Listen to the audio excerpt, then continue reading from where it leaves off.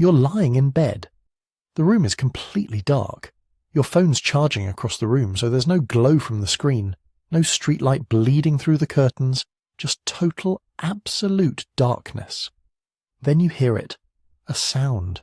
Maybe it's a creak from the hallway, maybe it's something shifting in the closet, maybe it's nothing at all. But in that instant, before your rational brain can even process what you heard, your heart rate spikes, your muscles tense, your breathing stops for just a second.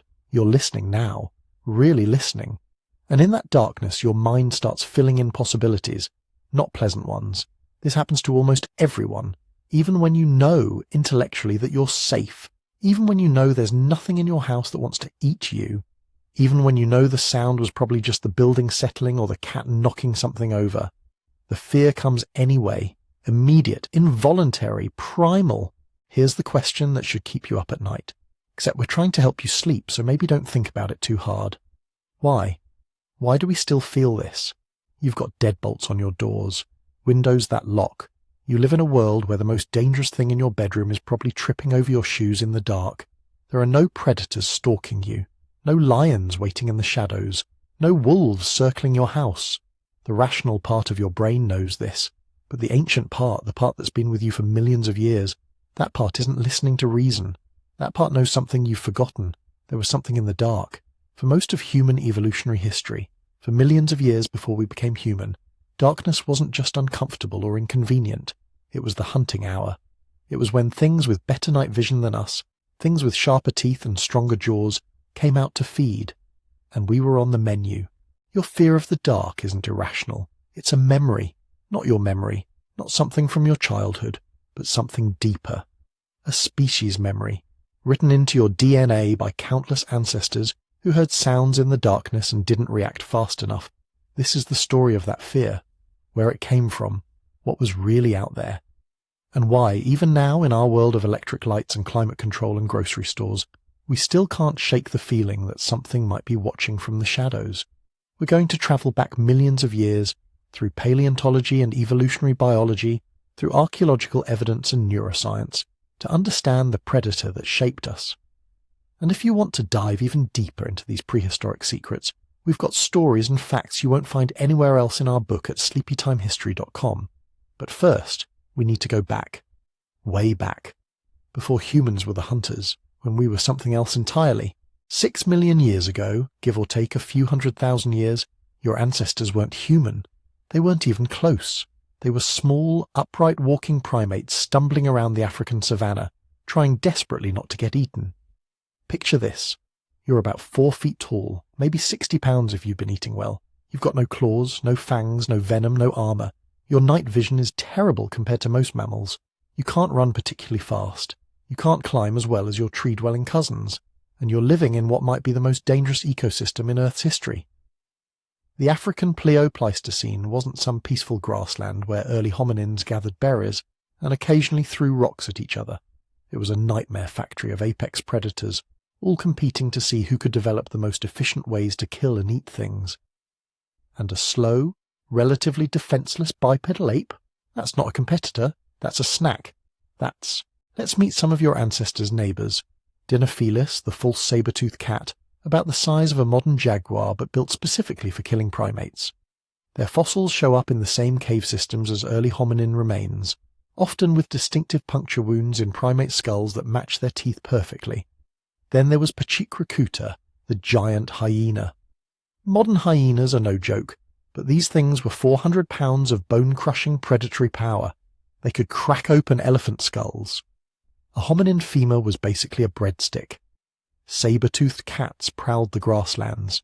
Not the giant smilodon you see in movies, those came later and lived in the Americas, but African macarodonts that were plenty large enough to consider you dinner.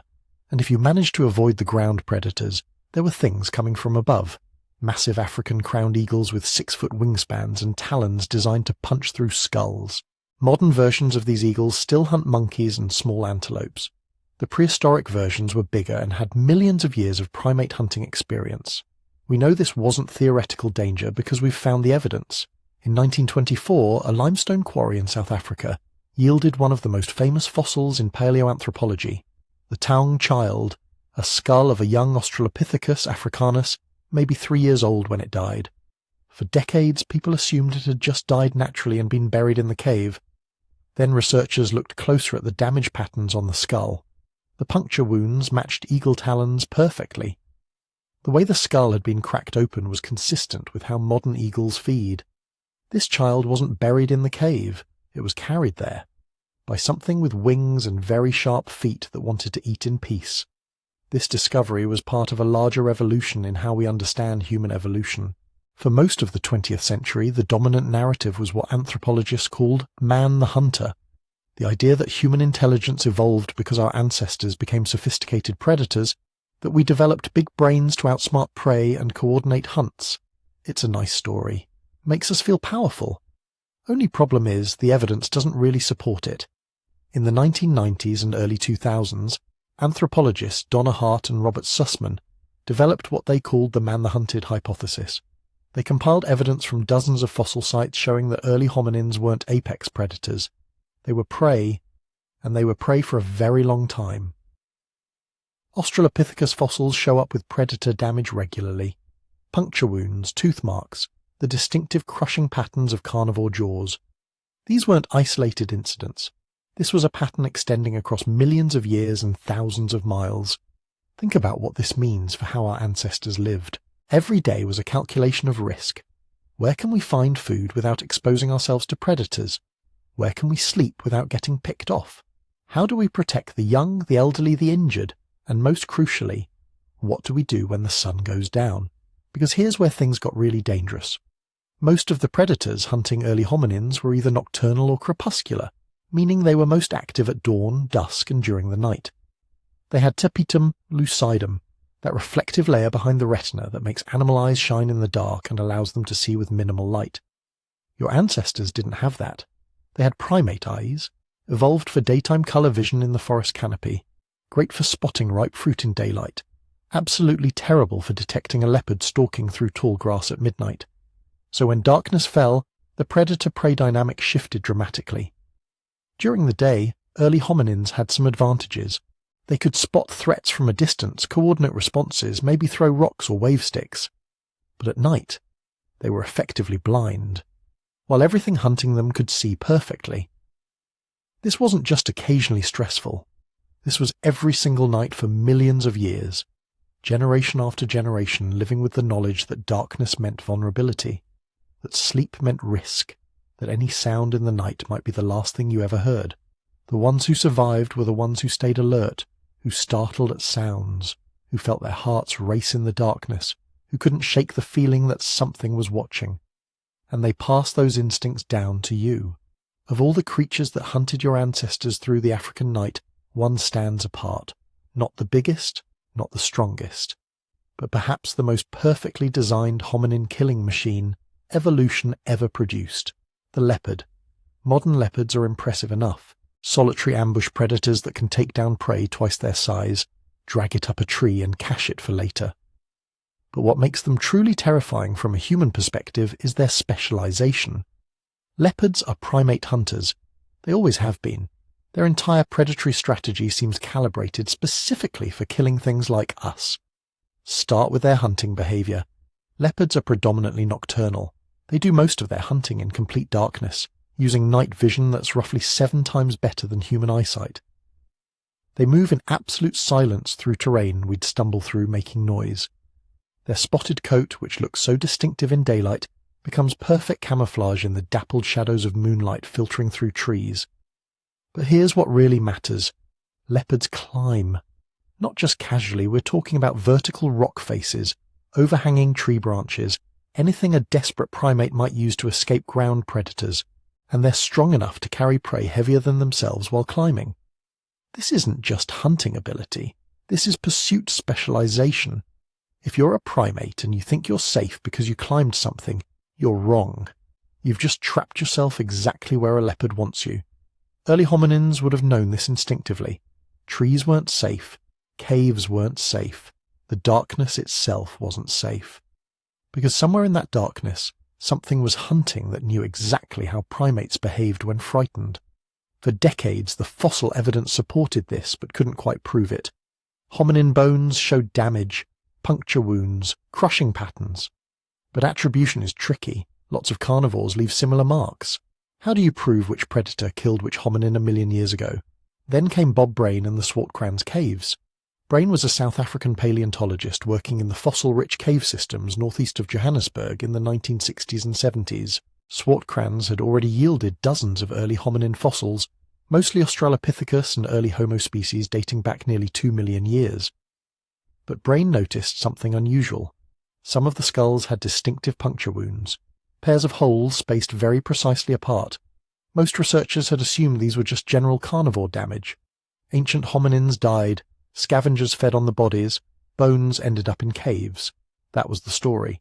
But Brain did something nobody had done before. He started collecting carnivore jaws from the same fossil layers: lions, hyenas, hunting dogs, and leopards. Then he got forensic about it. He measured the spacing between canine teeth in different predators. He analyzed the size and shape of punctures in hominin skulls. He looked at bite angles and force patterns, and he found matches, perfect matches, between leopard jaws and hominin skulls. Not approximate, not could be. Perfect.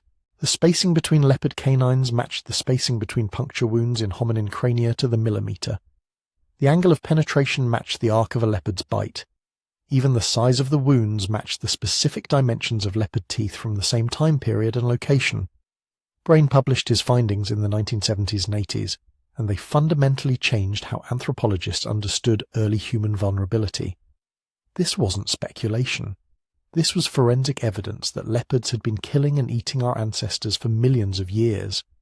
But the story got darker, because Brain's work revealed something else, something that transforms how we think about caves in human evolution. We tend to imagine caves as shelters, places where early humans huddled for protection from the elements and predators, safe havens where families could sleep and children could play. Except many of the caves where we find hominin fossils weren't human shelters. They were leopard lairs. Leopards cache their kills. After making a kill, they'll often drag the carcass to a secure location. A cave, a rocky overhang, somewhere they can feed without competition from other predators. And Swartkrans shows clear evidence of this behavior. The cave contains layers of accumulated prey bones spanning hundreds of thousands of years. Antelope, baboons, and hominins, all mixed together, all showing similar damage patterns, all apparently brought there by the same predator across geological time. The implications are haunting. Some of those hominin fossils we've been studying, the ones that have told us so much about human evolution, they weren't people who lived in the cave. They were people who died in the cave, carried there in a leopard's jaws, partially consumed in the darkness, their bones left behind to fossilize alongside the remains of countless other prey items. Your ancestor's skull, with your ancestor's brain inside, becoming dinner for something that had learned over millions of years exactly how to hunt primates in the dark. And this pattern wasn't unique to Swartkrans. As researchers started looking at other cave sites with Brain's forensic approach, they found similar evidence across Africa. Leopard predation on hominins wasn't occasional. It was systematic, sustained. A relationship stretching back to before we were even recognizably human. Try to imagine what this meant experientially. The place that looks like shelter, the dark enclosed space that feels safe, is actually the place where the predator lives, where it brings its kills, where it feeds. Caves weren't sanctuaries, they were death traps. And somewhere deep in your ancestors' psychology, in the instincts that got passed down generation after generation, that knowledge became embedded. Darkness is dangerous. Enclosed spaces in darkness are more dangerous. And that feeling that something is watching you from the shadows, that's not paranoia. That's genetic memory from a time when something absolutely was watching, waiting, deciding whether you were worth the effort. The leopard didn't just hunt your ancestors, it shaped them, shaped their behavior, their choices, their fear responses. For millions of years, a silent killer stalked through the night, perfectly adapted to murder primates. And the primates that survived were the ones who never quite shook the feeling that the darkness was full of teeth. The leopard wasn't hunting alone. Imagine the African night 2 million years ago. Not the sanitized version you see in nature documentaries, but the raw sensory experience your ancestors endured. Total darkness punctuated only by starlight or the occasional moon. And in that darkness, an entire guild of specialized predators, all converging on the same vulnerable prey base. Primates, including your ancestors. The leopard was terrifying, but it was just one nightmare among many.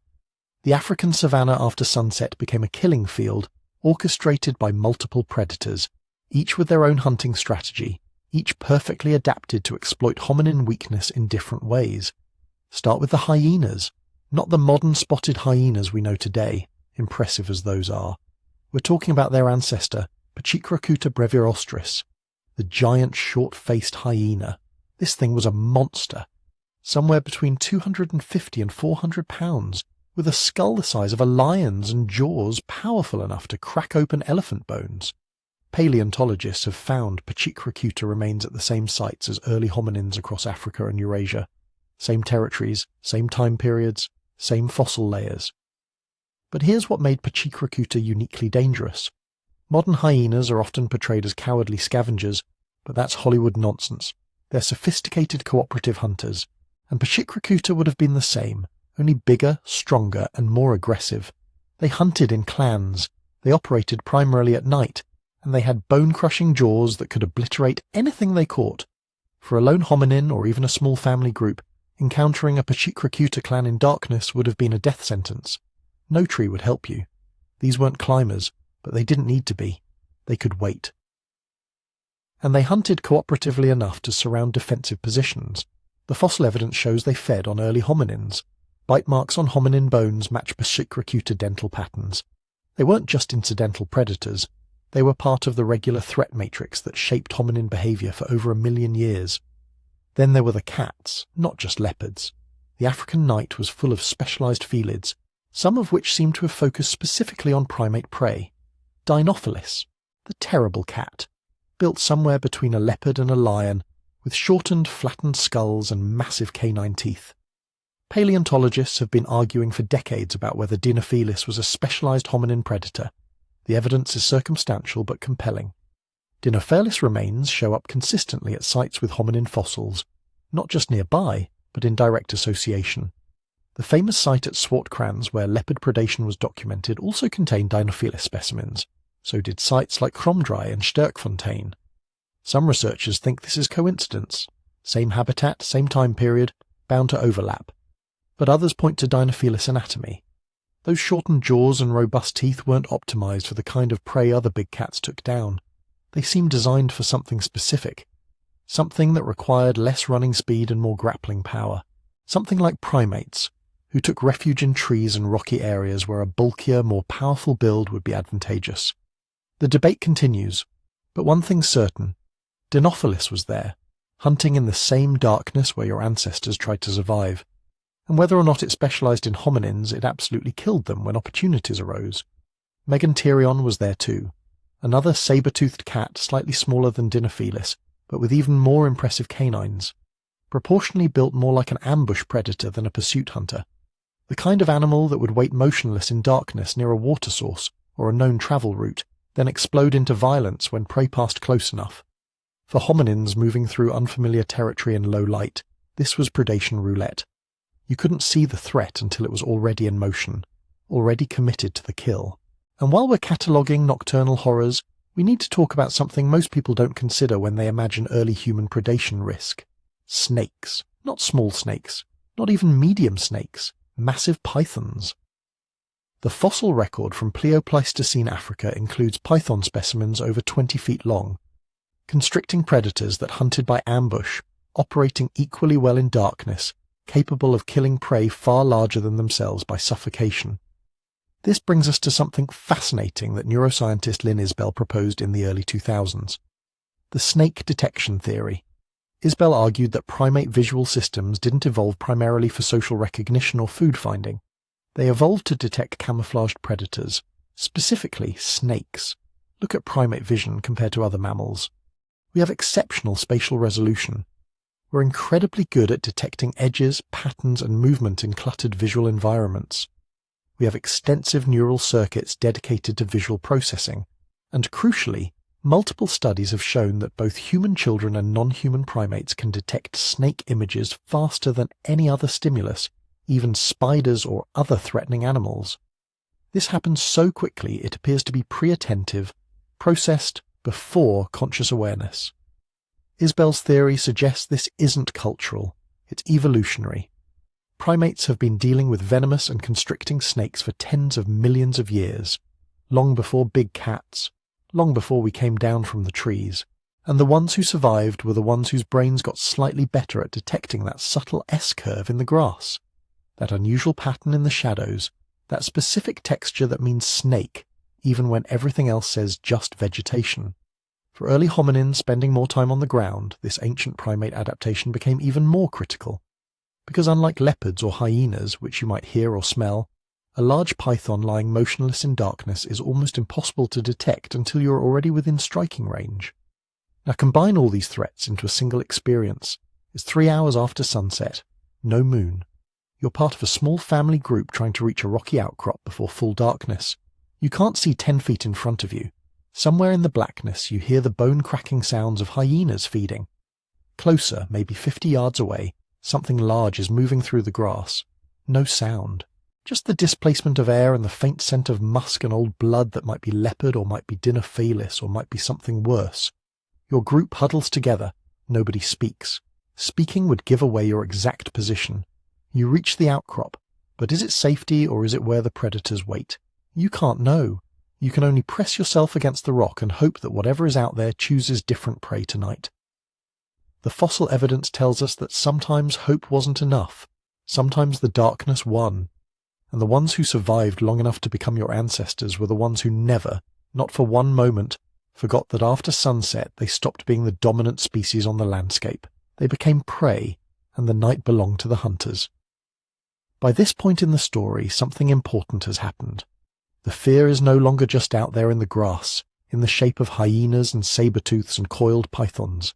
It has moved inside, into the nervous system of a small primate trying to survive long enough to reproduce. This is where paleontology hands the baton to neuroscience. When you stack 2 million years of nighttime predation on top of each other, generation after generation, you don't just get better leopards, you get different brains. The hominins who treated darkness casually, who strolled away from the fire at night, who didn't feel that growing unease when the last light faded, they didn't leave many descendants. The ones who did are the ones whose nervous systems overreacted. They jumped at shadows. They huddled closer to others after dusk. They felt watched, even when they couldn't see anything at all. You carry their wiring. Inside your skull, 2 almond-shaped structures sit deep in the temporal lobes, the amygdalae. You can think of them as ancient threat detection modules, tuned by millions of years of being almost but not quite eaten. Most parts of your brain like to take their time. They integrate information, weigh possibilities, consider context. The amygdala is not like that. It's fast, crude, paranoid. It gets a rough, low-resolution version of sensory input before your conscious mind ever sees the high-definition version. Vision scientists sometimes call this the low road to fear. Light hits your eyes, signals travel through the optic nerve, and before your visual cortex has politely assembled the scene, tree, rock, friend, horizon, the amygdala has already received a quick and dirty summary.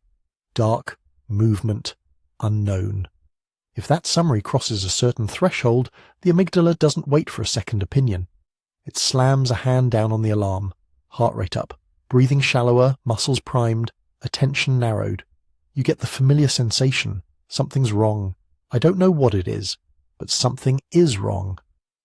In bright daylight, the rest of your brain can usually step in.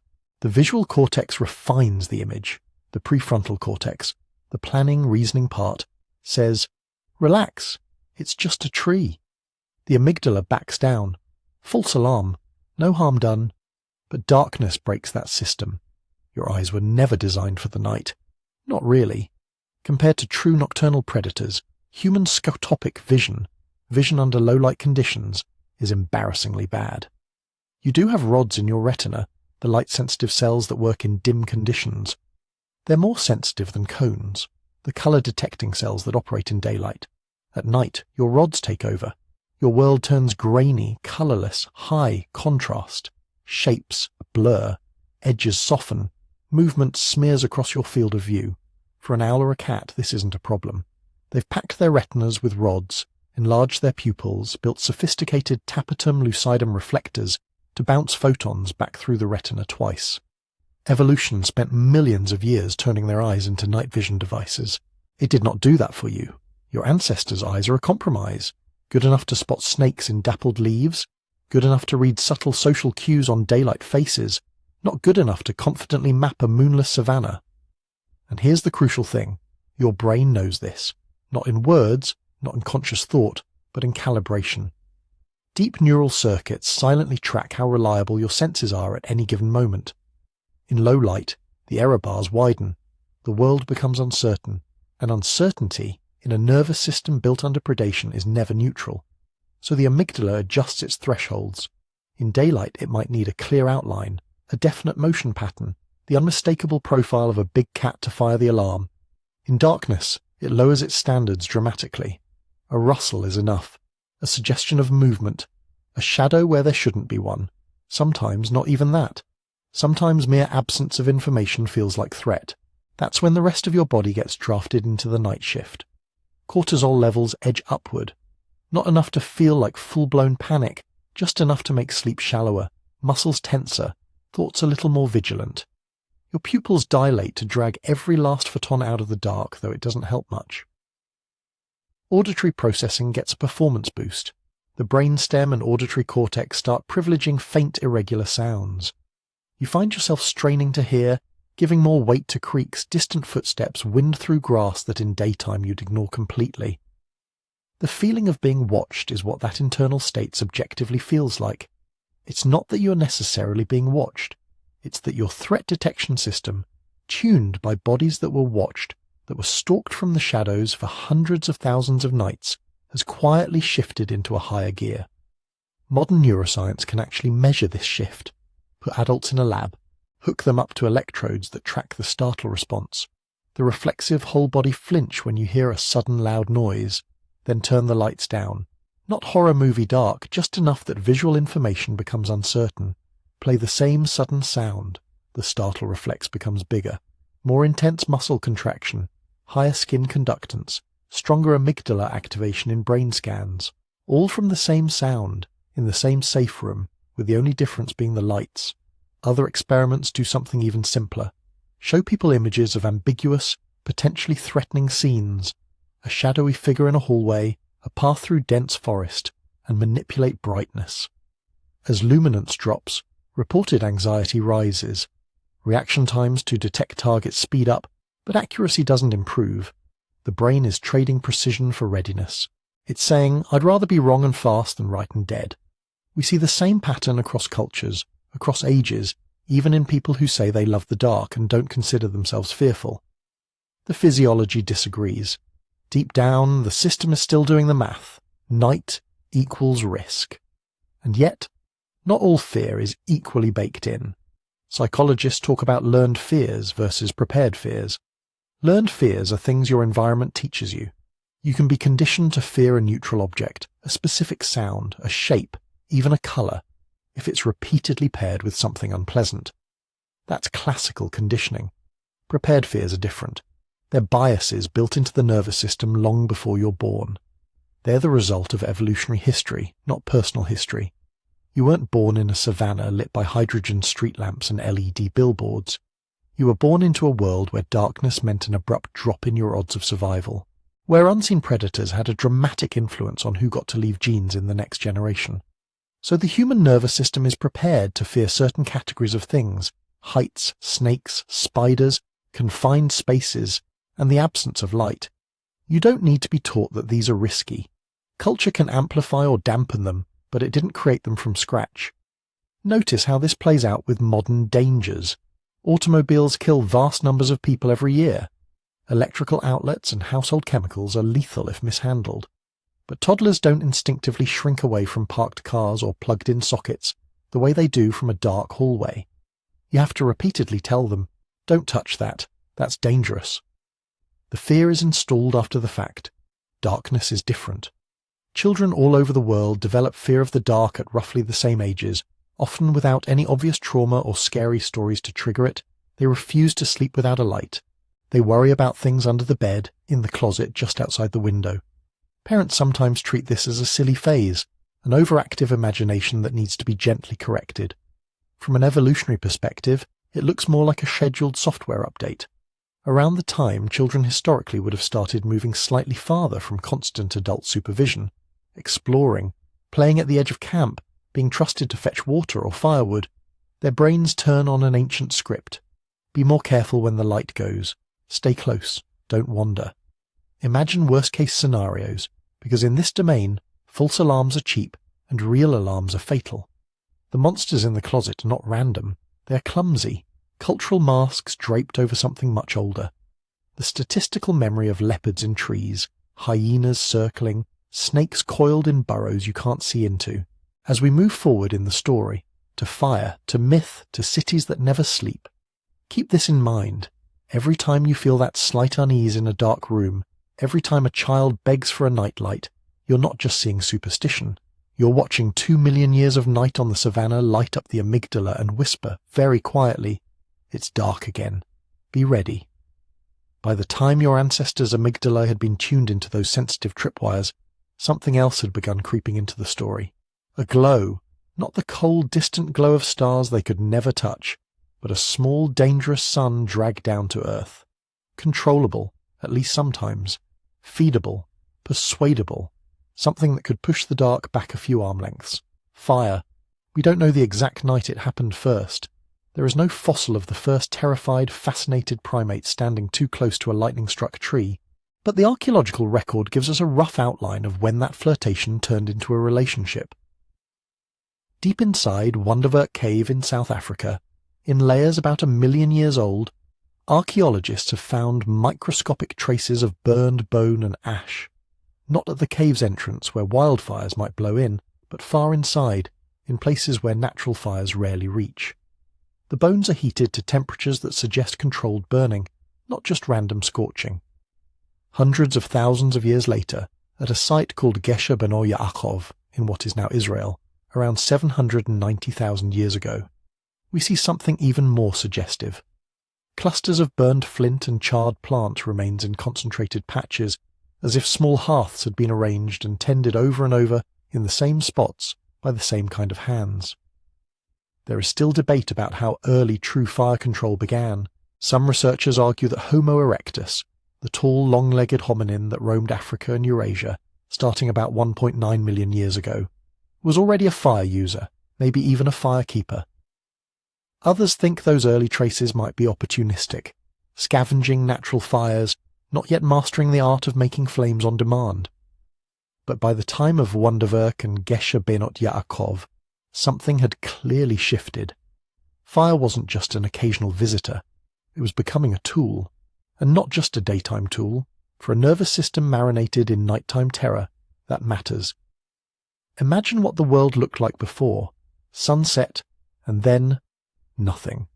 The sky goes from blue to gold to black, and unless there is a bright moon, vision drops to a smear of silhouettes and guesses. The savanna doesn't get quieter, it gets louder. Hyenas whoop, lions call, insects and frogs and nightbirds take over the soundscape. Every rustle could be a predator's paw.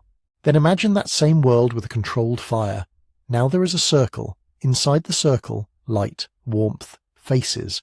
Outside the circle, the same infinite black full of teeth and unknowns. But the boundary is different now.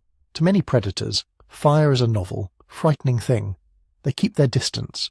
Their night vision, so superior to yours, is dazzled at the edge of the glare. The predator-prey equation tilts, just a little. Before fire, your ancestors' safety strategy was simple. Climb, hide, cling to each other, hope. After fire, they can create a zone of relative safety on the ground. They can choose where to sleep. They can burn off parasites in bedding, scare snakes away from sleeping hollows, keep the worst of the cold at bay. This doesn't make them invincible. Plenty of big cats learn to skirt firelight. Sparks can travel. Flames can turn on you. But on balance, in terms of survival mathematics, a maintained hearth is worth a lot of nervous systems. And fire doesn't just change the night, it stretches it. Daylight hours are limited. Without artificial light, the window for foraging, hunting, tool-making and social negotiation is narrow. When you bring fire into the picture, you effectively lengthen the day. You create off-peak hours. time after sunset that is no longer pure vulnerability. What do you do with those extra hours? You can't hunt much in the glare. Most prey sees you coming. You can't wander too far. The safe zone is small. So you sit. You tend the flames. You fix tools. You share food. You look at each other's faces in a way that's harder in direct noonlight. Anthropologist Polly Wiesner spent years studying modern hunter-gatherer groups like the Juhwanzi in southern Africa, recording their conversations by day and by night. Her work suggests that firelight fundamentally changes what people talk about. By day, speech is practical. Who hunted what, where the water is, who owes whom a favour. It's task-focused, immediate, anchored to the visible world. By night, around the fire, something else happens. Conversation turns to stories, myths, past hunts, relationships, moral dramas, what-ifs.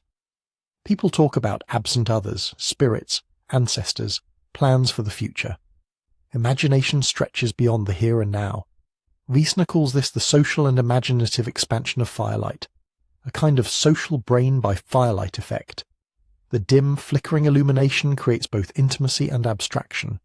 Faces are half seen, shadows dance on cave walls, and the brain is freed from constant scanning for immediate threats. There is finally cognitive bandwidth to simulate, to remember, to invent. Over evolutionary time, those extra hours matter. Groups that use them to solidify alliances, rehearse knowledge, transmit skills, and knit collective memory together will outcompete groups that simply sleep as soon as the sun goes down. Children who grow up bathed in stories at the hearth learn the rules of their society in layered, emotionally charged narratives. Adults subtly negotiate status and cooperation in the glow. In that sense, fire isn't just a physical technology. It's a social one. It creates a predictable, shared focus of attention. Everyone can see the same flames, feel the same heat. That shared focus is fertile ground for complex language to flourish. You can gesture into the darkness and have everyone understand the imagined line you're describing, because the fire gives you a safe platform from which to project danger outward. This may have been one of the engines that drove the evolution of our oversized, socially attuned brains. A nervous system that spends all its nights clinging silently to a tree trunk doesn't need intricate gossip protocols or elaborate myths. A nervous system that spends its nights in a ring of light, talking, remembering, planning, does. And then there is the subjective revolution. For millions of years, darkness had been an absolute. When the sun went down, your ancestors seeded the world. It belonged to other eyes, other teeth. They could respond, hide, clutch their offspring a little tighter, but they could not push back. Fire changed that emotional geometry. For the first time, the night was no longer a single, undifferentiated threat.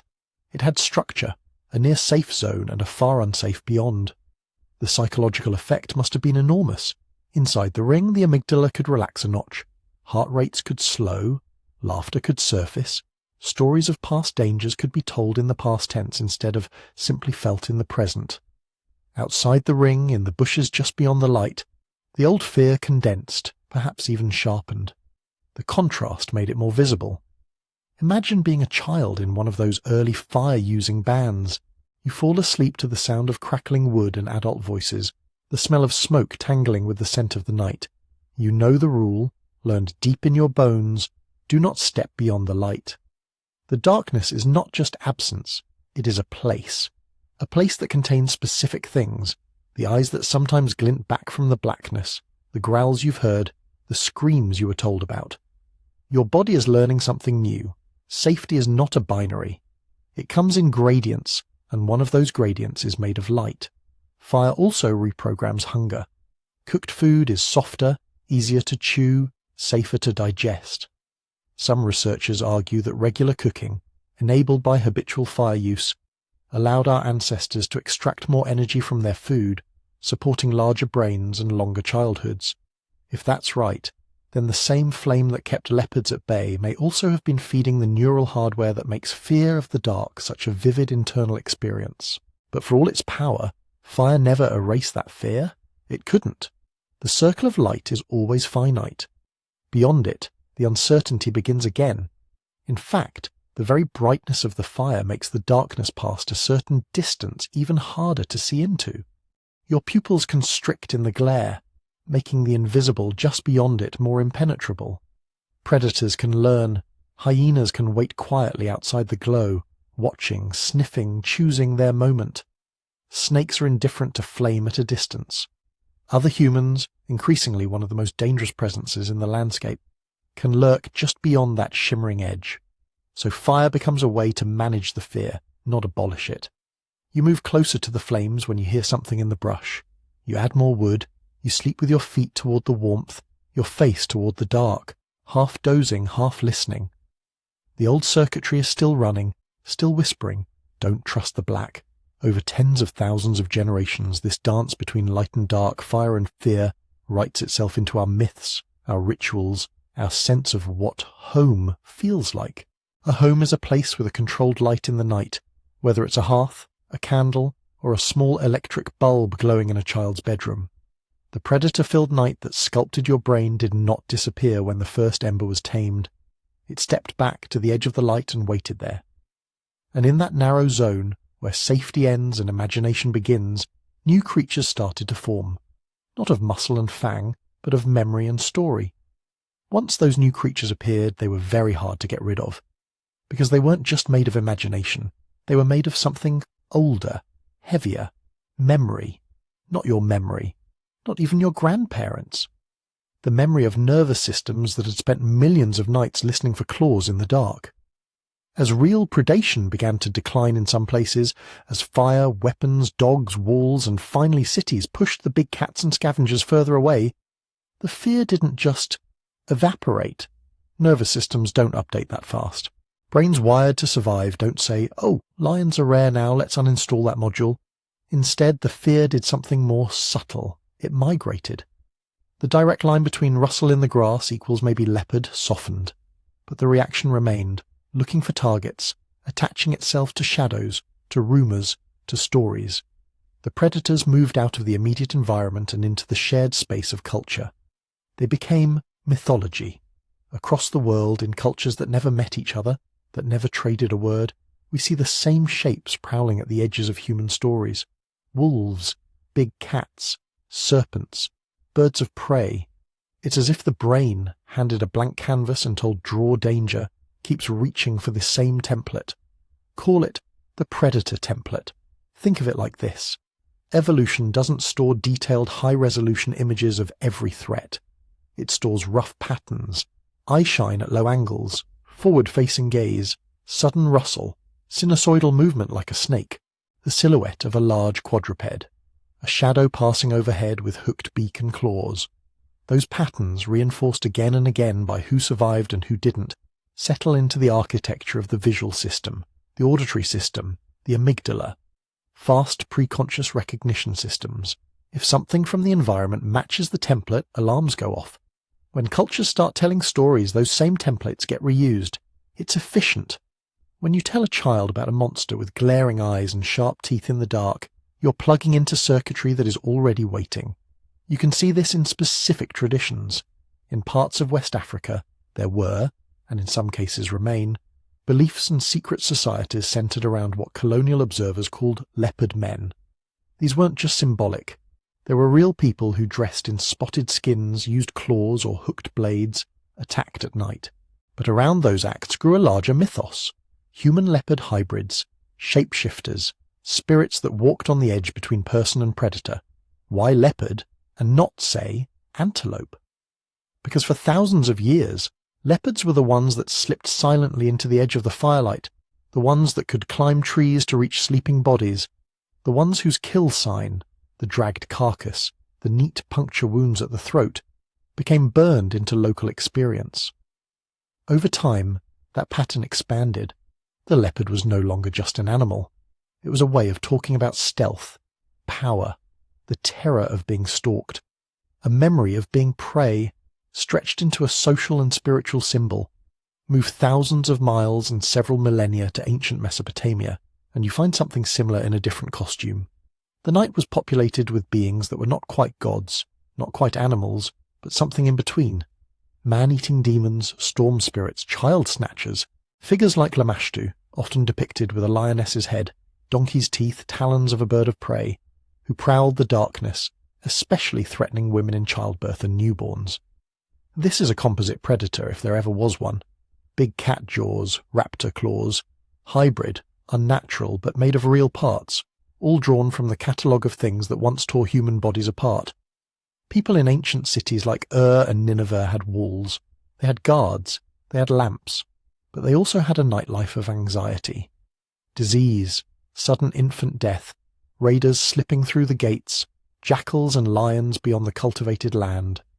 The external threats and the internal ones blurred, and the brain did what it always does, personified them, gave them faces that matched the predator template. In the far north, among the Norse, wolves took centre stage. Wolves, by the time the sagas were being told, were nuisances more than existential threats to most settled communities. They stole livestock. They howled from the forest. But in the myths, they became apocalyptic. Fenrir, the monstrous wolf, is chained by the gods because of a prophecy that he will one day break free and devour Odin, plunging the world into Ragnarok. His offspring, Shirl and Hati, chase the sun and moon through the sky, destined to finally catch and swallow them in the final doom. Think about that for a moment. The end of the world envisioned as prey being caught by predator. The cosmic order, sun, moon, king of the gods, is not toppled by an abstraction or an impersonal force, but by a big, hungry carnivore with jaws wide enough to swallow the sky. That's a very old memory speaking. A sense that no matter how high you climb, something with teeth can always reach you. And then there are the creatures that seem almost too universal to be coincidence. Dragons. They appear in China, Mesopotamia, India, Europe, Mesoamerica, in forms that differ in personality and meaning, but share a striking visual core. Long bodies, scales, fangs, often wings, often breath of fire or poison, sometimes guarding waterholes, hoards of treasure or sacred spaces. One influential idea is that dragons are cultural mashups of three ancient predator classes that terrified early primates long before we were human: big cats, raptors, and snakes. From big cats, the dragon gets its forward-facing predator eyes, its roar, its sense of ambush and pursuit. From raptors, eagles, hawks, vultures, it inherits wings, talons, the ability to strike from above. From snakes, it gets its sinuous body, its scales, its venom, its association with hidden danger underfoot. Take those three, compress them into one impossible creature, and what you have is a kind of ultimate ancestral threat. A being that can strike from the ground, from trees, from the sky, that can bite, claw, constrict, poison, burn. Dozens of generations of children listening to stories by firelight learn the word for that creature: dragon, naga, lung, Quetzalcoatl. They feel the shiver those tales produce. Their amygdalae, primed for millions of years to respond to certain shapes and movements, light up even though the dragon has never existed in their environment. In this sense, mythology is not random invention. It is selective memory, amplified. And at the smallest scale, you can see the same process in something very familiar: bedtime stories. Long before bedtime story meant a printed book, it meant whatever the elders chose to say to the children drowsing around the fire's edge. Not all of these were gentle. Many cultures have bogeymen, night hags, forest spirits, ogres, witches, rawhead and bloody bones equivalents, whose job is, quite transparently, to scare kids into obedience. Don't stray from the path. Don't go near the river at night. Don't wander into the forest alone. Don't look under the water reeds. Don't step beyond the light. On the surface, these are moral tales. Obey your parents, respect taboos, listen to the elders. Underneath, they are hazard maps, encoded in narrative. The bogeyman in the river weeds is there because crocodiles and hippos once lived there. The demon in the forest shadows wears the face of a leopard, a tiger, a bear, even if the storyteller now calls it something else. From an evolutionary perspective, this makes a brutal kind of sense. A child who is mildly traumatized by tales of monsters in the dark and therefore stays close to camp at night is more likely to survive than the child who feels only curiosity and wanders out to see what's making that rustling sound. Over generations, families and cultures that used effective stories to transmit these invisible rules may have had a small but real survival edge. The stories that scared children just enough, not so much that they froze completely but enough to keep them wary, persisted. The others were forgotten, so the monsters stayed. They crouched at the edge of the crib in lullabies, in whispered warnings, in the half-humorous threats adults make when a child won't go to bed. They lurked in the margins of epics and scriptures, in fairy tales and folk tales, always just outside the safe circle. By the time real lions and leopards had been pushed far from most human settlements, you didn't need to have seen one to be afraid of the dark around your house. You had inherited 1,000 generations of other people's nights. You had, in your mind, a bestiary assembled from echoes, claws, eyes, fangs, wings, coils, hunger. And that bestiary was powerful enough that even when the forest were cleared and the walls were high and the street lamps came on, it didn't go away. In the Middle Ages, in Europe at least, the physical night returned in force, thick, unlit, pressing in on the narrow glow of candles. And into that renewed darkness those ancient inherited shapes flowed again, dressed now in new theology and new fears. The long night of human history wasn't over. It had just changed costumes. In the Middle Ages, after sunset, the world did something modern people almost never see anymore. It went away. Not in the theatrical sense we imagine when we think of a dark room. Not the darkness you get when you turn off the lights and your eyes slowly adjust, and you can still see the outline of the furniture, the faint glow of a charger, the thin leakage from the street. This was a darkness that swallowed horizons. Step outside a medieval house in winter, on a moonless night, and the line between sky and earth dissolved. The road in front of you ceased to exist a few steps from your door. Forests became a single, continuous block of ink. Clouds made even starlight vanish. If you moved away from flame, you moved into something that felt almost physical, a pressure, a presence. For most people, there was no such thing as ambient light. No neon in the distance, no airplane beacons, no highway glow. A single candle in a window might be the brightest thing for miles. We sometimes underestimate that. We live in what historians call a light-saturated environment. Even when we think it's dark, it's actually full of photons. For your medieval ancestors, nighttime meant the return of almost absolute visual blindness. Inside, things weren't much better. Tallow lamps, rushlights, a few candles if you could afford them. Smoky, dim, and expensive. Candles took labour and animal fat and beeswax. You didn't waste them to make rooms cosy. You burned them only when necessary. Much of the year people simply surrendered to the dark, but they didn't sleep through it in the way we imagine. The historian Roger Kirsch, going through court records, diaries, letters, and medical texts, began to notice odd phrases that kept appearing from the late Middle Ages into the early modern period. People would casually mention their first sleep and second sleep, as if everyone knew what that meant, because everyone did. Before industrial clocks and bright artificial lighting, it seems many humans in Europe, and probably elsewhere, didn't sleep in a single 8-hour block. They lay down not long after dusk and slipped into what they called first sleep. Then, somewhere around midnight, in that deep centre of the night, they woke up. Not fully, not always dramatically, but regularly. For an hour, sometimes 2. This wasn't insomnia. It was normal. They used this interval, this watch, in the heart of the darkness for all sorts of things. Quiet conversation, prayer, sex, reading. If they were literate and rich enough to have candles, checking on animals, tending the fire, occasionally slipping outdoors to look at the sky, to use the latrine, to do something they didn't want the rest of the household to see. Then they went back to bed, drifting into their second sleep until dawn. Modern sleep labs, when they take volunteers away from electric light and let night fall naturally, often see something similar. The brain seems quite content with a segmented pattern when it isn't forced into a strict clock-driven day, as if, under the surface, we still carry the template for those 2 sleeps, divided by a small island of wakefulness under the stars. But that island was not always peaceful, because outside the fragile glow of hearths and lamps, the medieval night was still dangerous. The big cats and hyenas that had haunted early humans were mostly gone from Europe by then, pushed back into shrinking pockets of wilderness or exterminated altogether.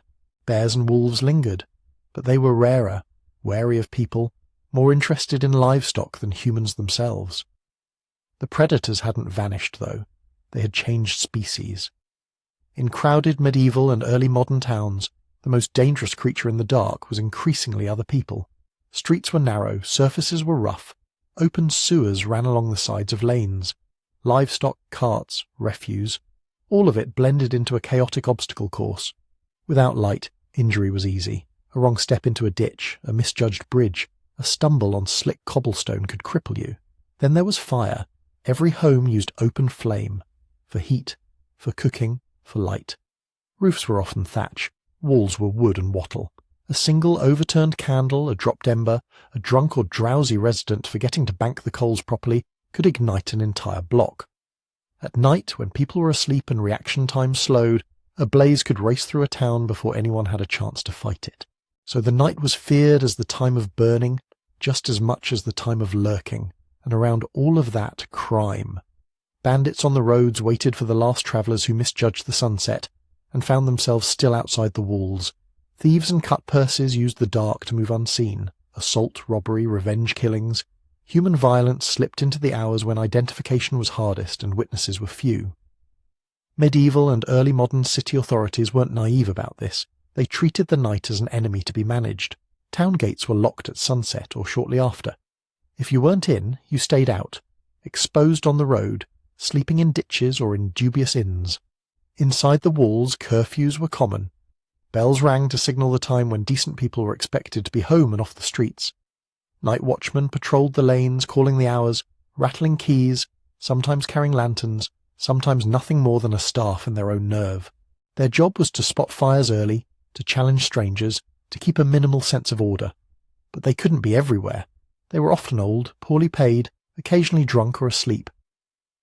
So the deeper it got into the night, the more the urban landscape reverted to something older. A patchwork of small islands of guarded light in a sea of shadow. That was the physical side of it. Layered over that was something more invisible but just as powerful. A thick web of spiritual and cultural fear. Darkness was rarely just the absence of light in medieval minds. It was a moral and metaphysical state.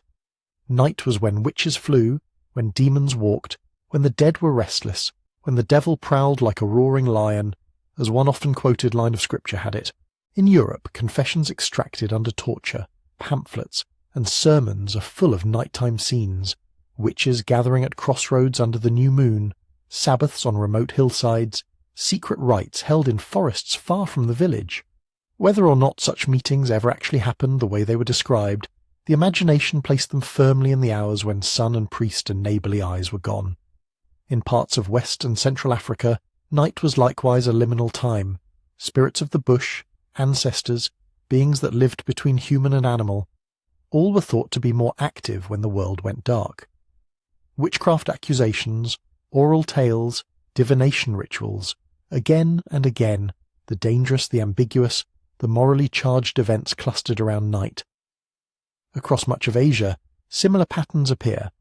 In Chinese folk belief, yin, associated with darkness, cold, and the feminine, was strongest at night.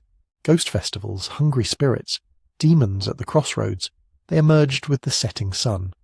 In South and Southeast Asia, stories of Rakshasas, Butts, Pontianaks, Jinn took on their sharpest edge after dusk. People did not simply think, "It's dark, I can't see." They thought, "It's dark, the boundary is thin." And under those beliefs something older was still humming, that ancestral association between darkness and being prey. If anything, the new theology and folklore made it worse, because now the predators of the dark weren't limited by biology. A wolf's eyes can only see so far, a leopard's claws can only reach so high.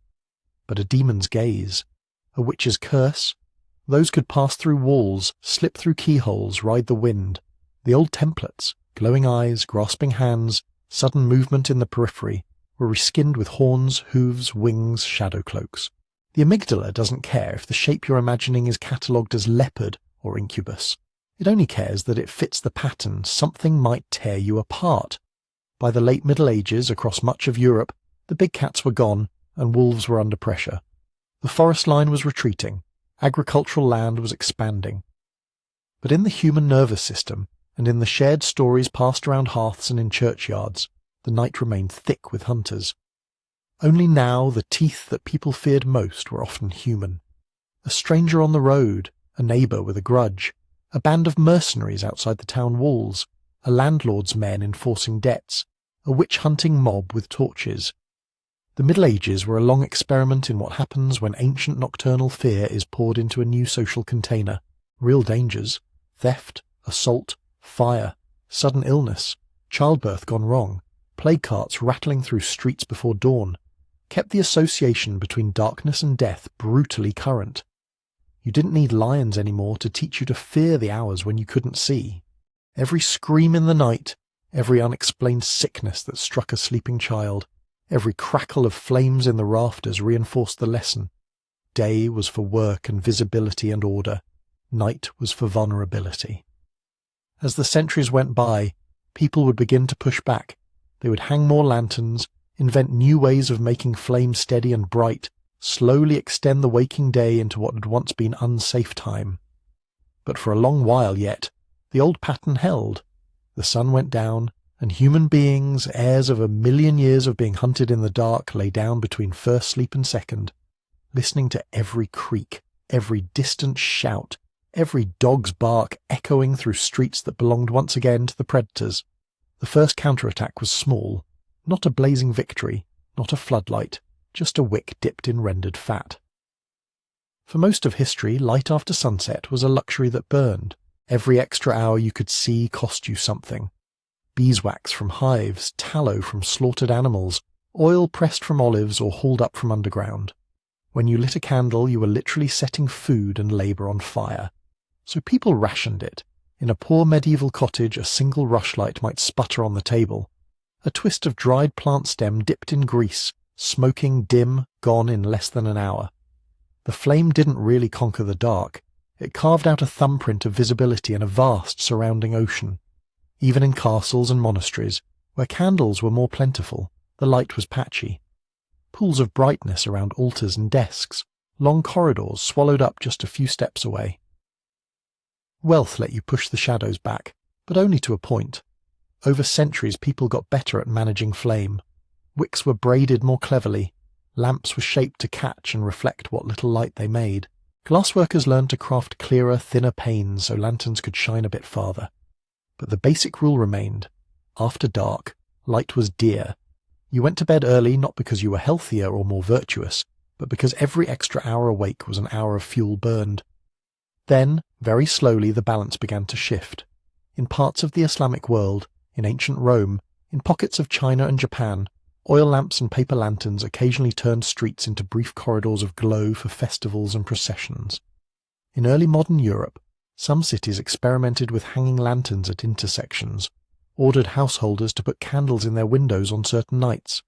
Still, these were patches on a black canvas, exceptions to an overwhelming rule. The real fracture in the long alliance between darkness and danger began with an unlikely substance, gas. By the late 18th and early 19th centuries, experimenters in Britain and on the continent were learning how to distill flammable gases from coal and other materials. They discovered that if you captured those vapours, piped them, and burned them in specially designed fixtures, you could get a steady, surprisingly bright flame. Brighter than a candle, brighter than many oil lamps, and crucially, controllable. Instead of having to light and tend each flame one by one, you could open a valve and feed a whole row of burners at once. At first, gaslight was a curiosity. Theatrical impresarios used it to illuminate stages. Factory owners realized they could keep machines running long after sunset. Then city officials noticed something else. Gaslight made streets different. In the early 1800s, London began installing gas lamps along major thoroughfares. Paris followed, eager not to be outdone. Within a few decades, key parts of both cities were laced with lines of iron posts topped by glowing mantles, fed from subterranean pipes. If you'd been a Londoner used to the old nights, the kind where your own front door faded into shadow if you took 3 steps back, this new world would have felt uncanny. Suddenly, main streets no longer vanished after dusk. They stretched ahead in a dotted line of pale halos, each lamp a small island, overlapping into a continuous lane of visibility. The darkness didn't disappear, but it retreated into side alleys and back courtyards. Urban psychology tilted. People began to stroll in the evening, not just hurry home. Shopkeepers kept their windows open longer. Cafes and theatres thrived. A new phrase emerged: nightlife. Gaslight didn't end crime, Thieves and sex workers and pickpockets simply adapted to the lit spaces or worked in the margins where the glow didn't reach. But the stark boundary between safe day and dangerous night blurred a little. Being out after dark no longer automatically marked you as desperate, disreputable, or lost. For many, this felt like progress. The city seemed tamed, brought partially under human control even when the sun was gone. For others, it was disorienting. Moralists grumbled that gaslit boulevards encouraged vice, that people who ought to be asleep were now out gambling, drinking, flirting. Some complained that the artificial light hurt their eyes, spoiled their view of the stars, made nights feel restless and overexposed. But the direction of travel was set. Once people had tasted a brighter night, they didn't go back willingly. And then, just as gaslight was reshaping cities, another revolution stepped quietly onto the stage. It looked, at first, like nothing more than a glowing thread in a glass bubble. In the late 19th century, inventors in Europe and America, including Joseph Swan in Britain and Thomas Edison in the United States, were racing to solve a problem that had defeated tinkerers for decades: how to make something inside a sealed glass bulb glow strongly for a long time without burning up. The technical details were fussy: filament materials, vacuum pumps, electrical resistance. The public didn't care about any of that. What mattered was what happened when you finished wiring a house or a street, flipped a switch, and filled a room with clean, steady light that didn't flicker, smoke, or set the drapes on fire. To people accustomed to gas flames and candles, the first bright electric bulbs must have seemed almost supernatural. No soot, no open flame, no hiss of escaping gas, just an obedient brightness summoned and dismissed by a small mechanical gesture. On, off, night, light. The psychological impact of that control is hard to overstate. For hundreds of thousands of years, your ancestors had negotiated with darkness. They waited on the movements of the sun and the phases of the moon, hoarded fuel, coaxed and guarded fire. Even with gaslight, someone still had to maintain lines and light mantles. With electricity, especially as grids expanded and systems improved, the negotiation turned into something closer to command. By the early 20th century, electrification was spreading rapidly through the industrialized world. First factories and wealthy homes, then middle-class neighborhoods, then rural areas. Street by street, town by town, the long human habit of surrendering to darkness gave way to something new. You didn't have to go to bed with the sun anymore. You could work a second shift in an illuminated factory. You could read in a bright room at midnight. You could shop, dine, dance, and socialize in spaces that looked, to your eyes, almost like daytime. Culture followed the current.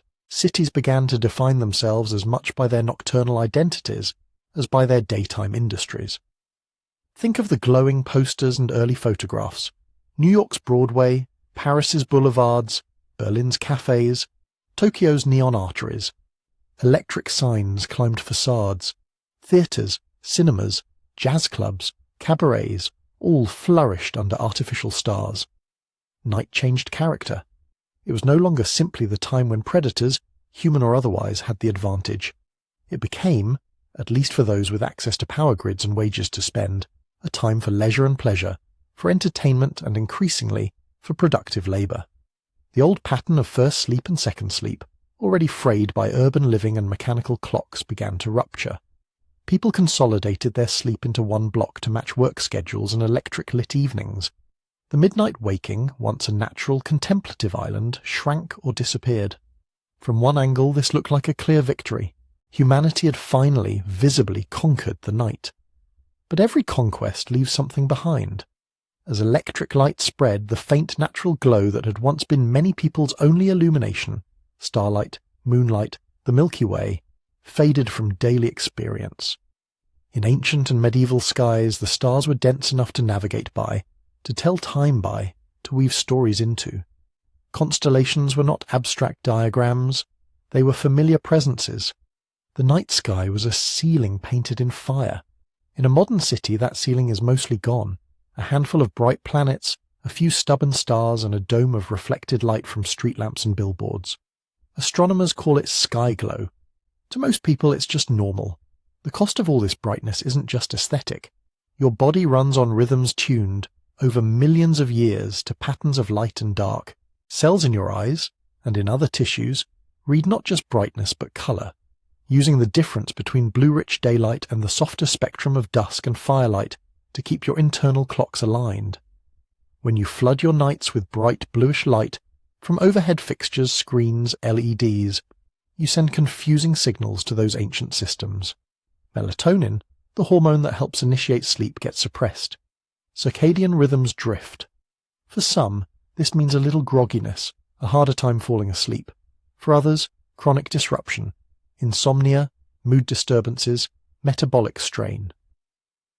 At a planetary scale, the animals that still live by natural night pay a price too. Moths swirl around lamps until exhaustion. Migratory birds, drawn off course by urban glare, collide with buildings. Sea turtles hatch on brightened beaches and crawl inland, mistaking hotel lights for the moon. We wanted to make the dark safe. In many ways, we did.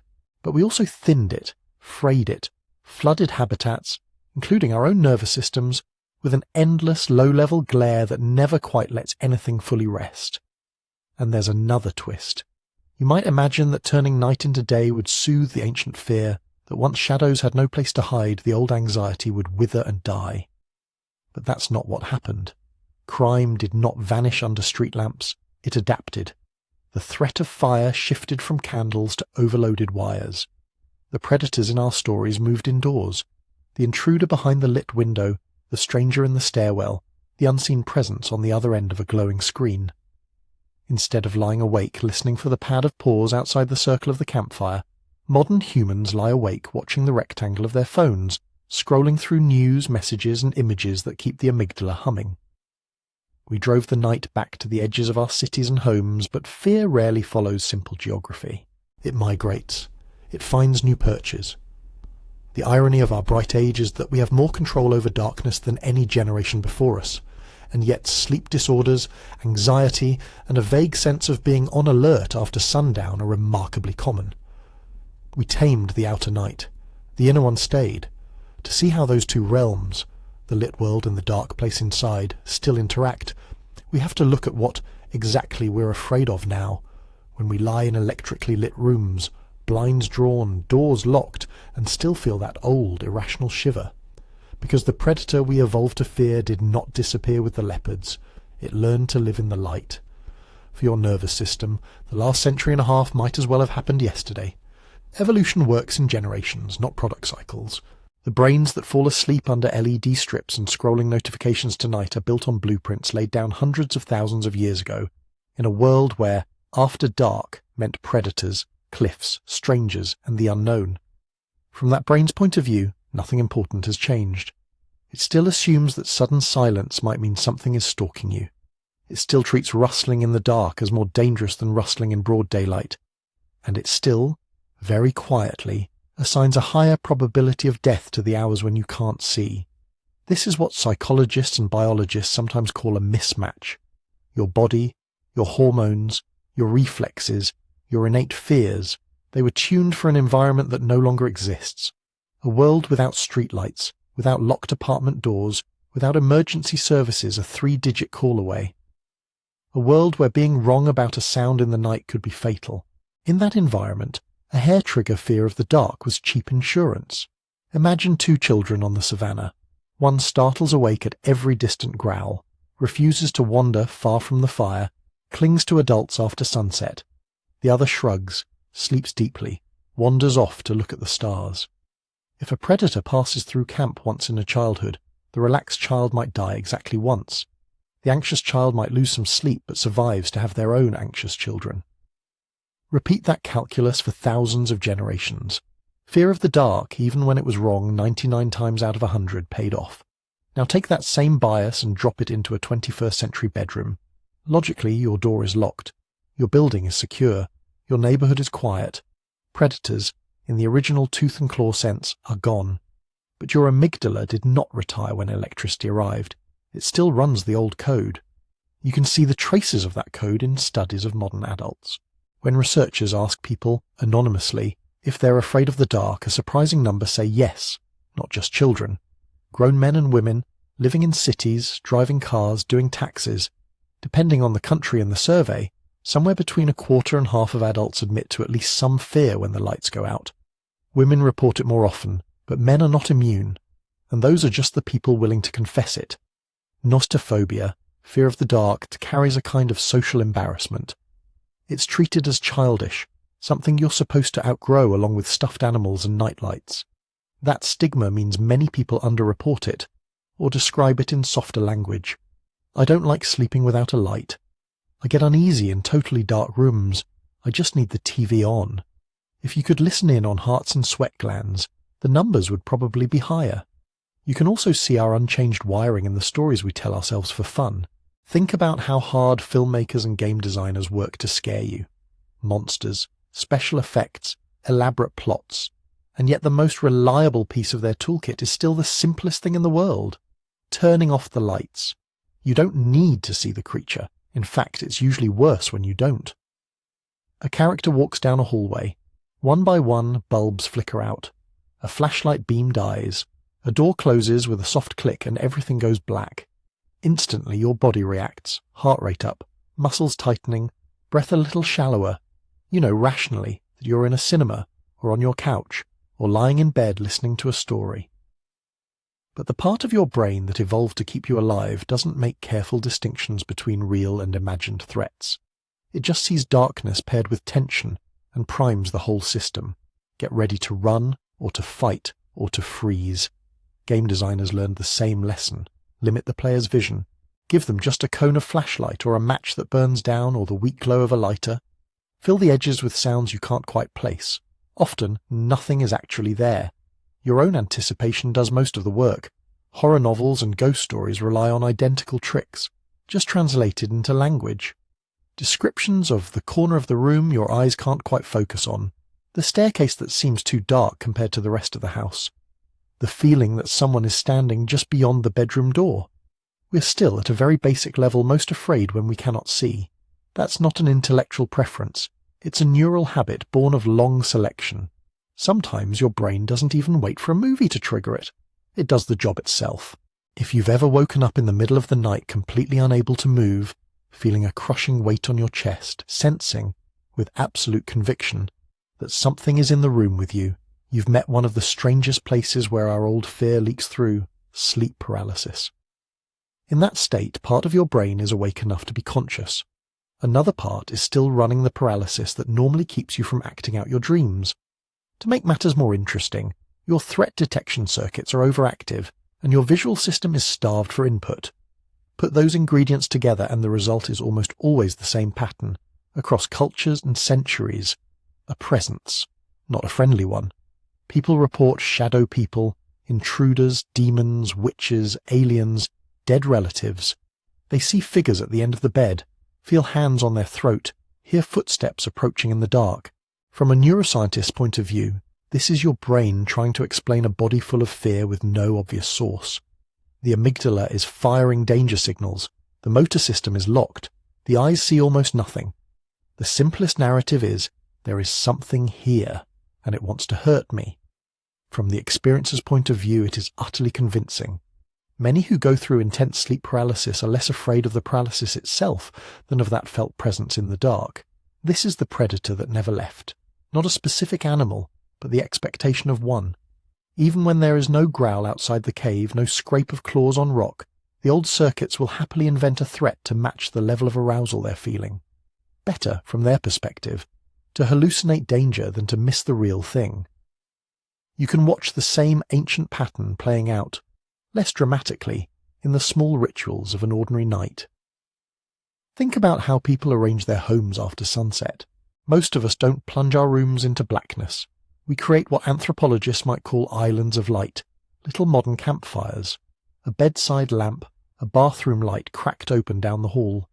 The steady glow of a television running in an empty room. The pale rectangle of a phone held inches from a face in an otherwise dark space. Children ask for nightlights, and parents, even ones who don't consider themselves fearful, often leave a corridor lamp on just in case.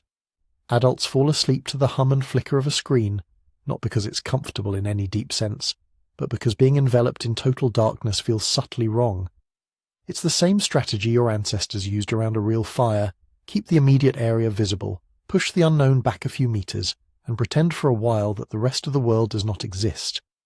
Even when we deliberately seek out natural darkness, the old unease returns. People who grow up in brightly lit cities often have their first encounter with true rural blackness on a camping trip.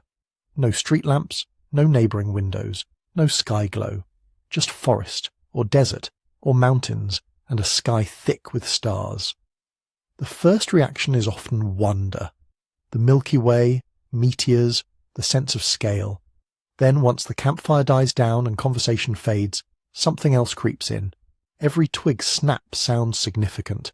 Every gust of wind in the branches could be footsteps. The tent wall, which felt sturdy at setup, now seems like tissue paper. You become aware of the thinness of fabric against whatever is, or might be, just beyond it. Rationally, you know there are probably no large predators. You might even have read the park brochures that tell you so. But your breathing still quickens. You still check the zipper twice. You still feel that old, irrational conviction. Something is out there. These reactions aren't failures of modernity or proofs of personal cowardice. They're the echo of very old realities. For almost all of human history, fear of the dark was not a phobia.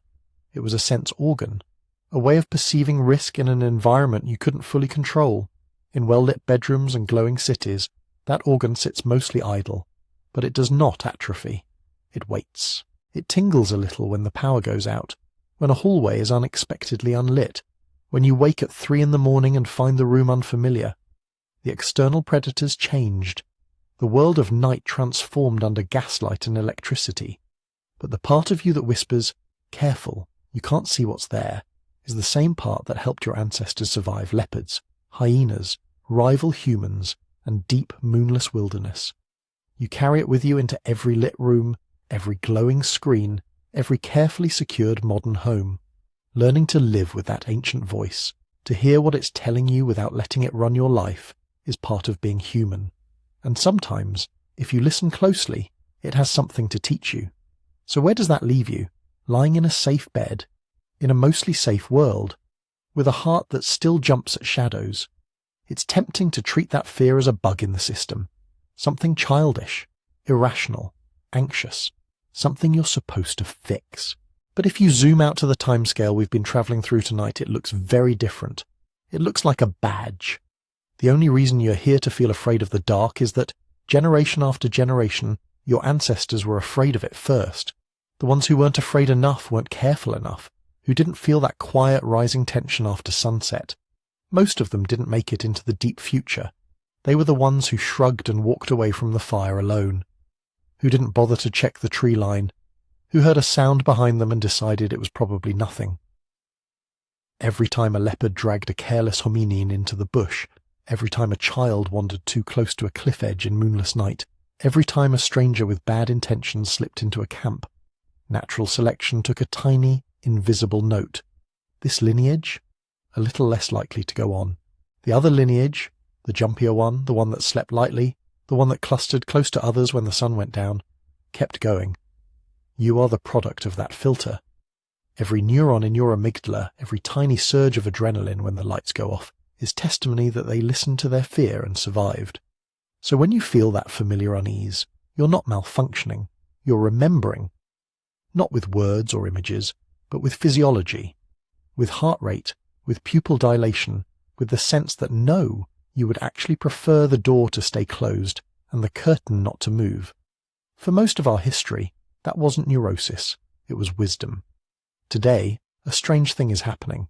As electric light conquers more and more of the planet, people are starting to realize that something else is being lost with the darkness we once feared. Cities cast domes of sky glow that wash out the stars for miles.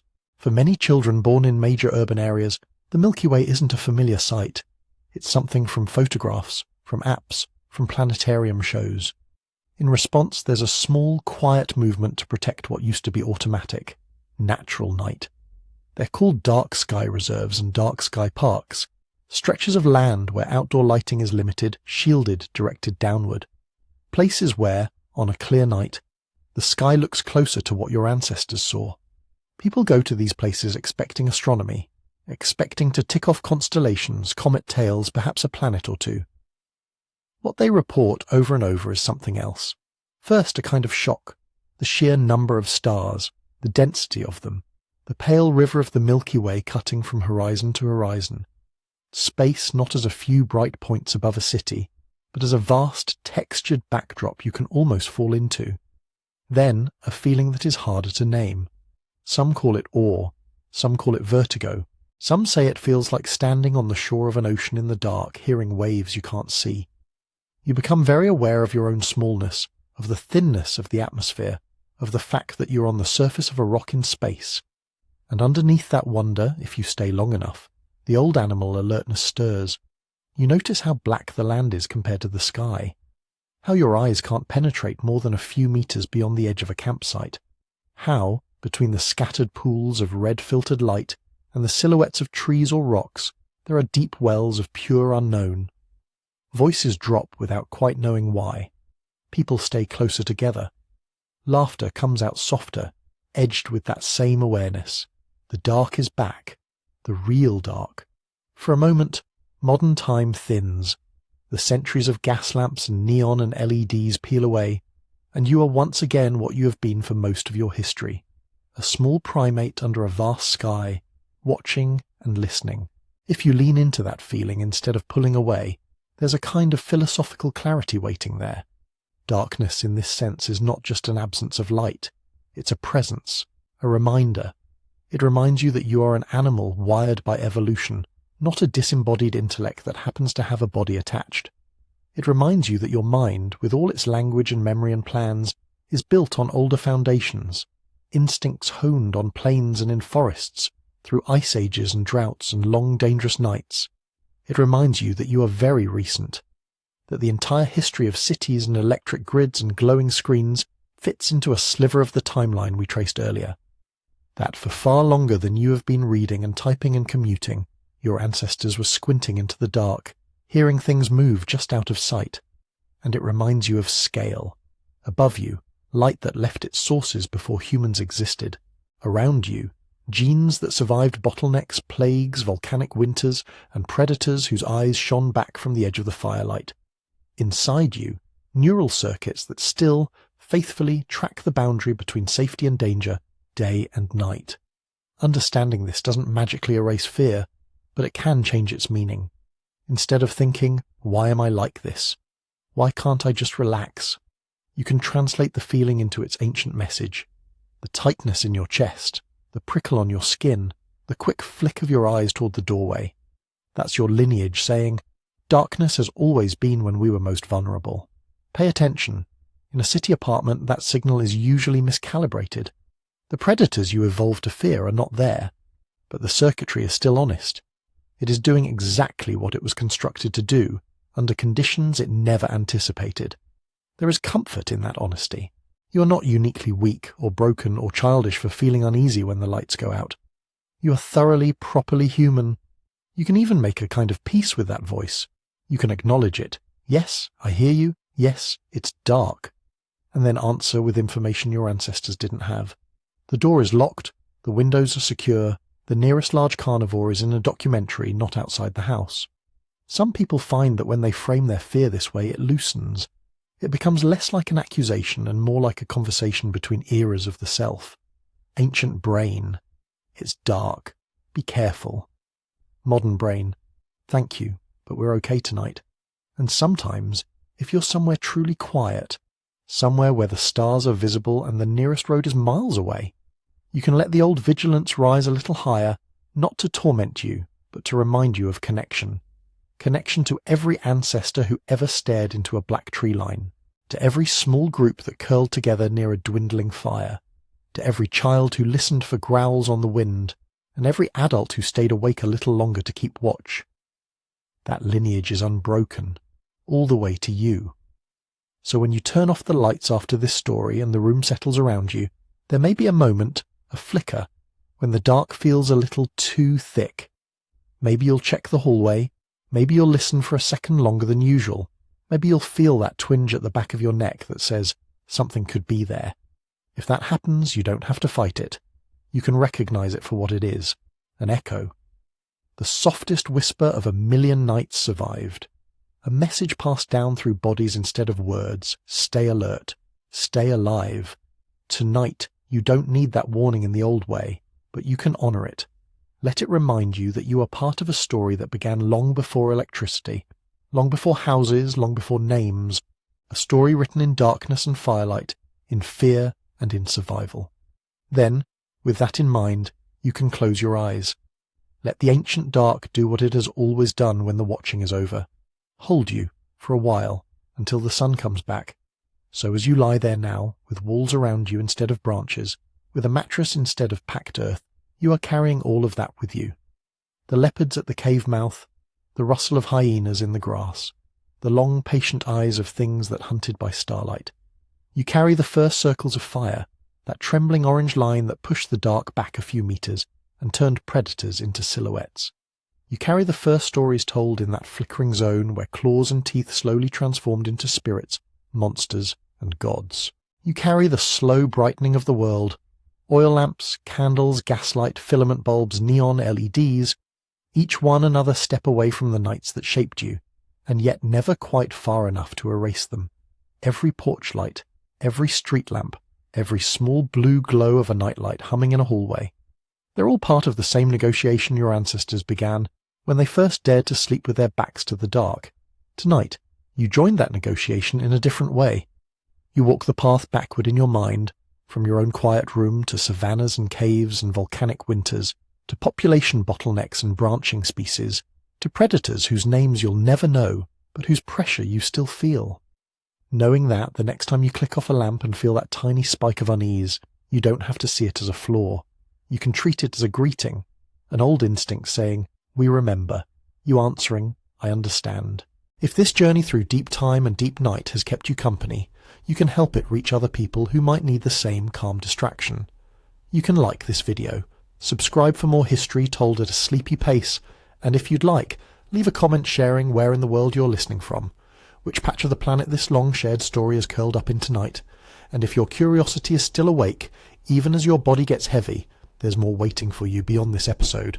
At sleepytimehistory.com, there's a book full of prehistoric secrets and quiet tales from the deep past, a slow companion for evenings when you want to drift off with mammoths, denisovans, and starlit campfires in the background of your thoughts.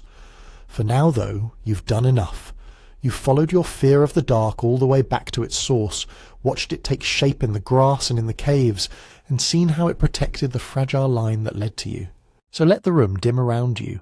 Let your breathing match the slow rhythm of those ancient fires as they burned down to coals. Outside, the darkness is still there, just as it has always been.